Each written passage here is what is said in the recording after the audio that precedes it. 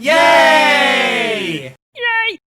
Here's one of the more important examples that we're going to do with electric fields, and it's a pretty simple setup. It's called an electric dipole, and all it is just a positive charge and a negative charge that are separated by some distance d. Usually it's written as d. So the distance from the center to one of the charges is like d over 2. And the amount of charge is the same. It's just that one's plus and one's minus. So this is a very specific setup. And you might wonder why it's so important.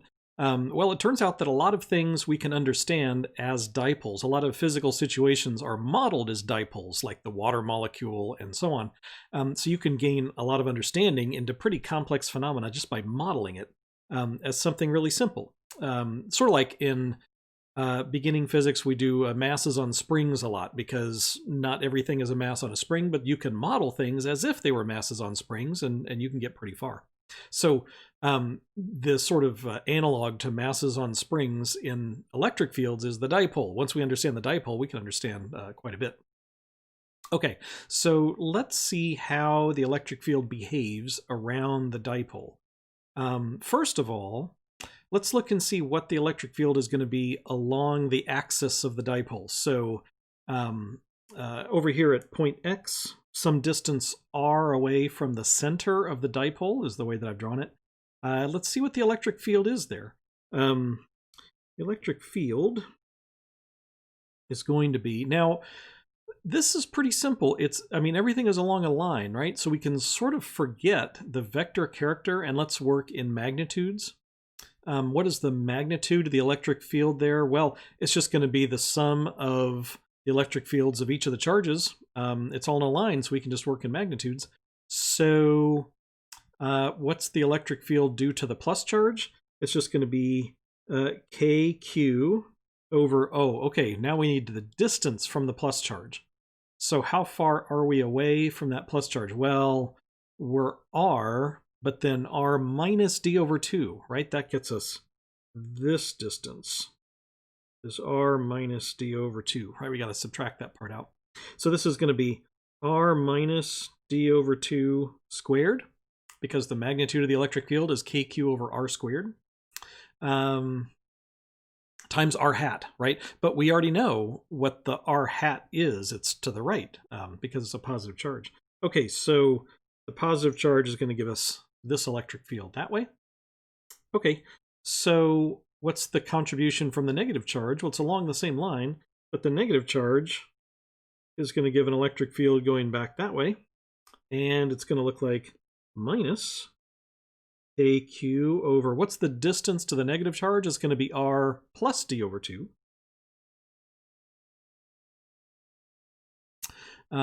Squared. And we're done. That's sort of it. That is the electric field from the dipole at that point. The problem with this is it's kind of hard to interpret. So, if you were to say, well, as I double R or triple the distance, how is the electric field going to behave? It's kind of tough to pull out of there because we have two different denominators, right? Even algebraically, that's kind of tough to deal with. We can't really subtract those fractions because the denominators are different. But if we tried to cross multiply, it's sort of a big mess because we have squared terms. So often, the way that we model these things in nature, often what's going to be the case is that we want the field when R is much, much greater than D. In other words, far away from the dipole is where we want to find out what the electric field is. That's going to be pretty common. Like typically, if we're modeling molecules or something, the distance between the charges is going to be something like, a nanometer or whatever. The molecular spacing is something of that order. But we're going to be looking at the electric field maybe a centimeter away, right? So like 1,000,000 times farther. So let's see what happens if we try to look at the electric field far away from the dipole, as R is much, much greater than D. If that happens, look, when we take this limit, if R is way bigger than D, in fact, what I'm going to do is, let me write it like this. AQ, let me factor that out, and it's going to be 1 over R minus D over 2 minus 1 over R plus D over 2. Okay, so it kind of looks like that. if you say r is much greater than d, and you say, okay, I'm just going to take that limit, let the r term dominate, well, what's going to happen is it's just going to get 1 over r minus 1 over r, which is going to be 0. That is kind of telling you that the way that you took your limit is not sensitive enough. If you're getting 0 for your limits, it's sort of like in calculus, if you do like, what was it called? Like L'Hopital's rule or something, right? And you get like 0 over 0, some indeterminate form. It means you need to use a more sensitive test. So if we're getting 0, taking our limit, we can do something a little bit more sophisticated. We know that when you go really far away, the electric field is going to tend to 0, right? That's not really telling us anything. So a more sensitive test is going to give us better information. So one classic thing that we do, this is partially why I wanted to do this example, because this is really common in physics.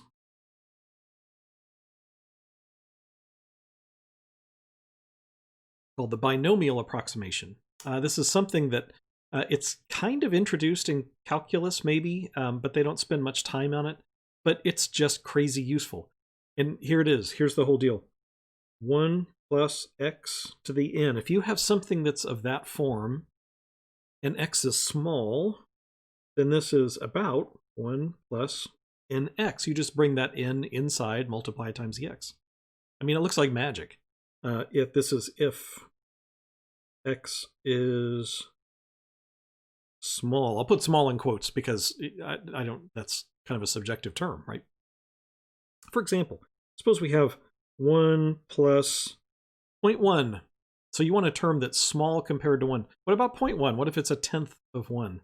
So let's do just an easy example. What if this is squared? Well, if you multiply these out, this is going to be like 1 squared plus 2 times 0.1, so it's going to be 0.2 plus 0.1 squared, 0.01. So this is 1.21, right? You already kind of know that. Like 11 squared is 121, right? So that's the exact answer. But now apply this approximation. If you wanted to do this easier, you could just say this is about 1 plus 2 times 0.1, 0.2. Oops, that's 1.21. 1.2. It's pretty close. It's within 1%, right? That's less than 1%. So this is as long as x is small, and generally when I'm teaching, I usually say small is going to be about that rule of thumb, about 10% of 1, so 0.1 or less. Because then our approximation is pretty good. Here it's going to be within about 1% or so. And it makes things a lot easier to deal with. I'll show you in just a second. What if I had something like this? Later, if we happen to do a modern physics class, we're going to do this all the time.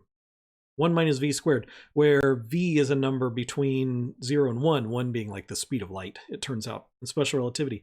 We get this thing all the time, 1 over the square root of something. And adding and subtracting these fractions, that's a nightmare, right? Because you have a square root and then a sort of a polynomial inside. So that's no good.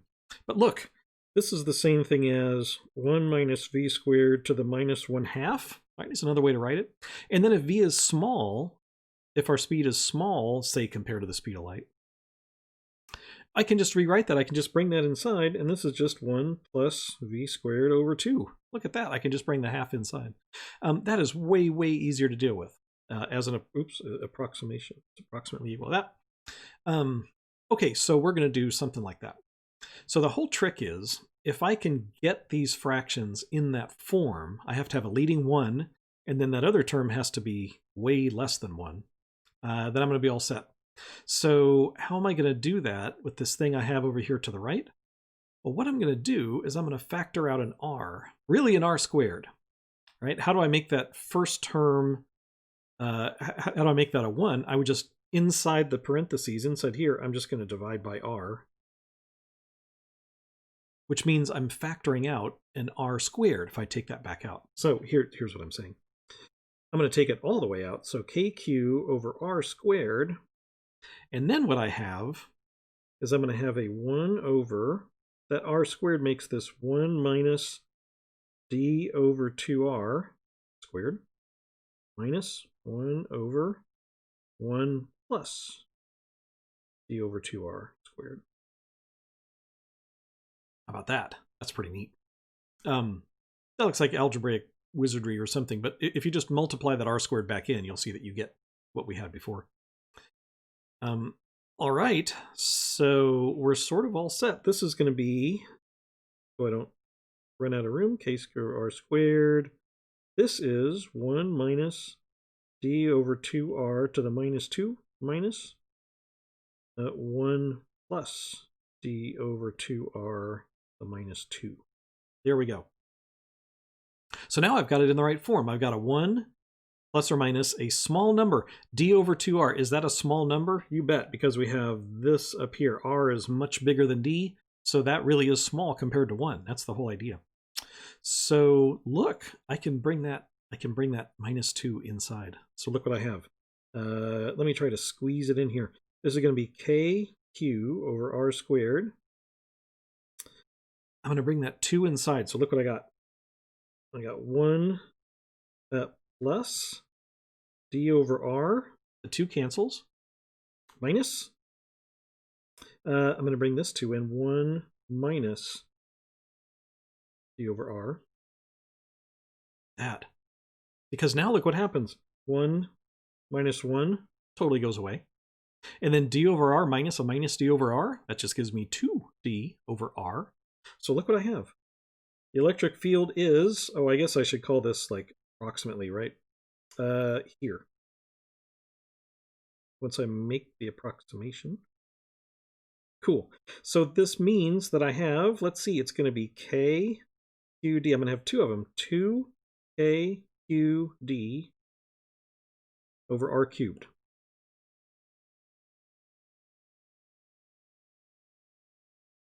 Oh, it just fit. Neat. So that is the electric field from the dipole. And just a quick comment about it. There's that interesting factor of 2. But look what happens. Now it's easy to say something like, hey, if I go twice as far away from the dipole, how does the electric field work?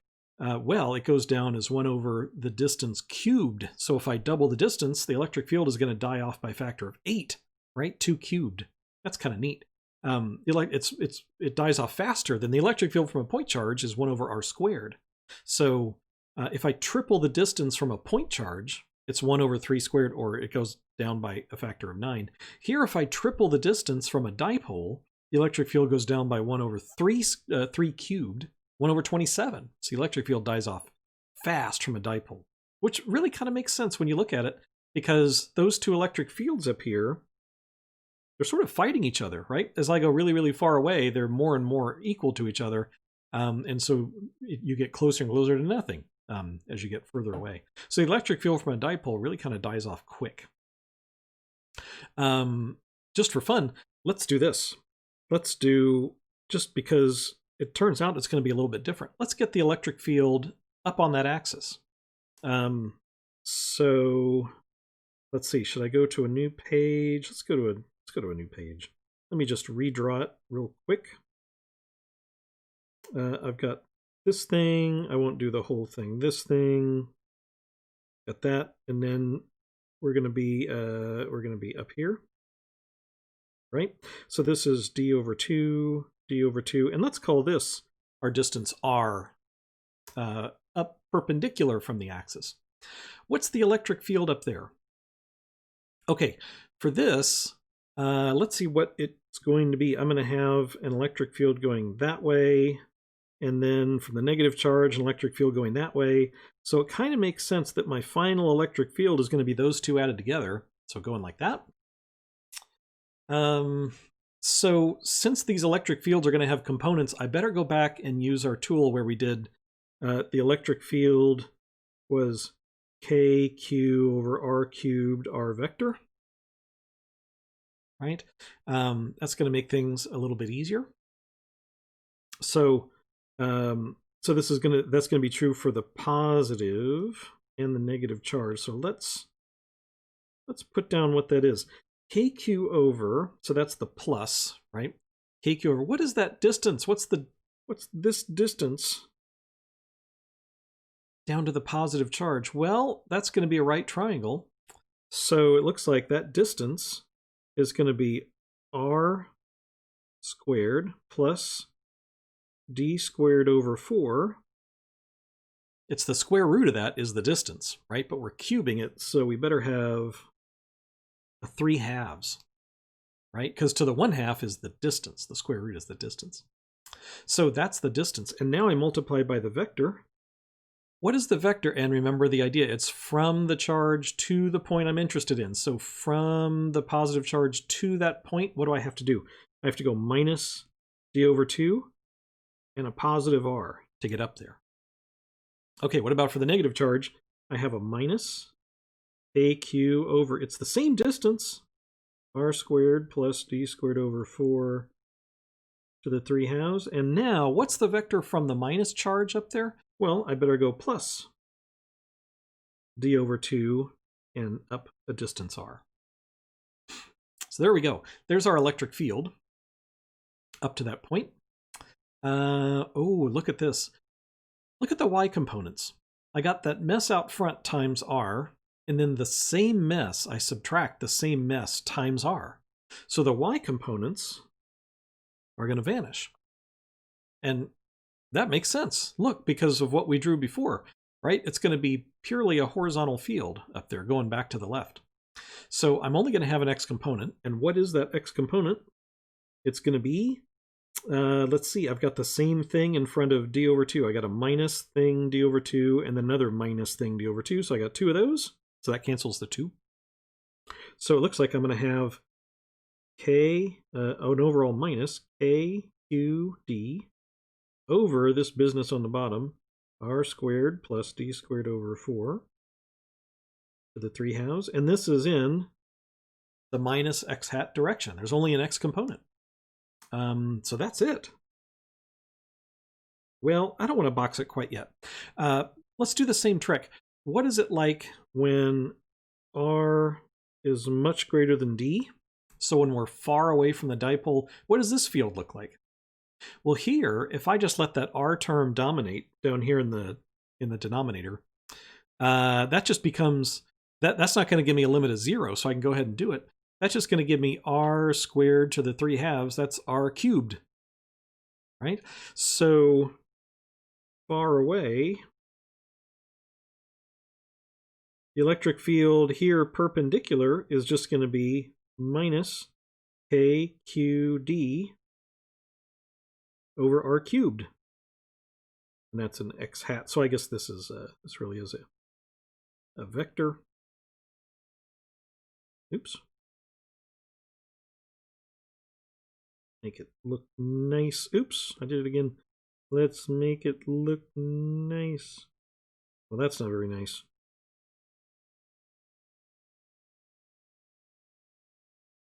How about that? Crazy nice. Okay, so perpendicular to the dipole, what have I got? I got this field that's k. It looks similar, right? It also goes down as 1 over r cubed. Oh, but there's something missing here. Let's go back. Before, what we got was that factor of 2.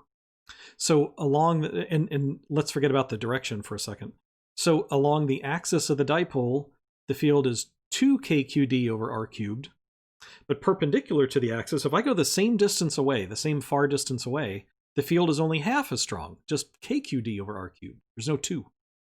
So it's sort of an interesting result. So this is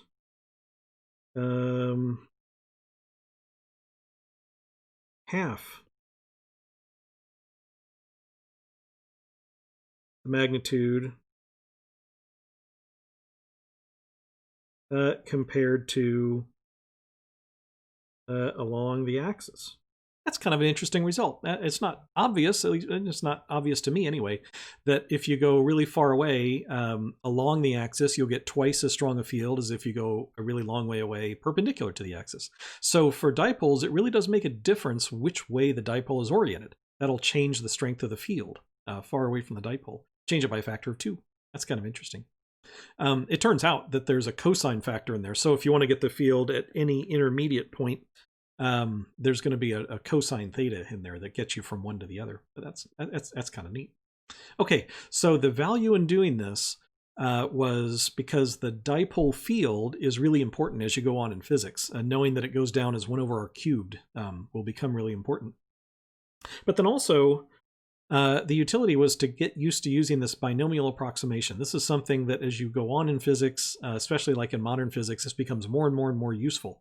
These little tricks that you can put in the back of your head to do pretty complicated things really fast, when it doesn't matter if you're exact, right? If you're close, that's going to give you a pretty nice answer and a good approximation. And it gives you a better feeling as to the physics that's going on by looking at, what happens if I double the distance or something.